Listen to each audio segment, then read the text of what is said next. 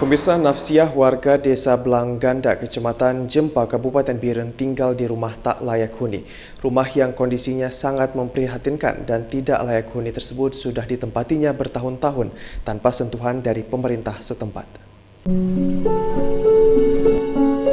Beginilah kondisi gubuk reog milik Nafsiah, 56 tahun, warga Desa Belanggadai, Kecamatan Jempa, Kabupaten Biren. Rumah berukuran 3x4 ini sudah ditempatinya bertahun-tahun dengan keadaan kecemasan dan serba kekurangan. Dinding rumah terbuat dari tepas bambu dan papan, sementara atapnya berbahan daun rumbia yang mulai lusuh dan kering. Selain rawan ditiup angin, atapnya juga bocor saat diguyur hujan. Nafsiah berprofesi sebagai pembuat kue yang dijajakan ke warung kopi di desa ia tinggal. Dengan hasil jualannya yang hanya Rp50.000 sehari, tak mampu untuk membangun rumah layak huni sebagaimana ditempati oleh warga lainnya.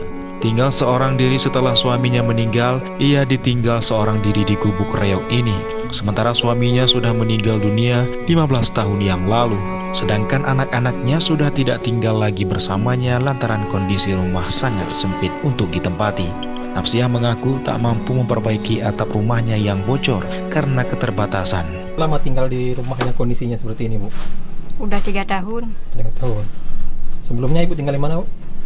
Di rumah keluarga. Di rumah keluarga. Untuk anaknya sendiri ini ada berapa Bu anaknya, Bu? 3. Nah, sekarang di mana Bu tinggalnya? Di Banda Aceh 1. Melabuh 1. Lawi 1. Lawi Biren. Jadi kegiatan sehari-hari apa nih? Buat kue, ke ladang, ke kebun lah. Itu pun dengan tanah tanah orang.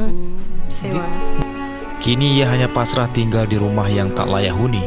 Nafsiah berharap bantuan dari pemerintah untuk membangun rumah layak huni yang bisa ia tempati. Dari Kabupaten Biren, Musriadi, iNews melaporkan.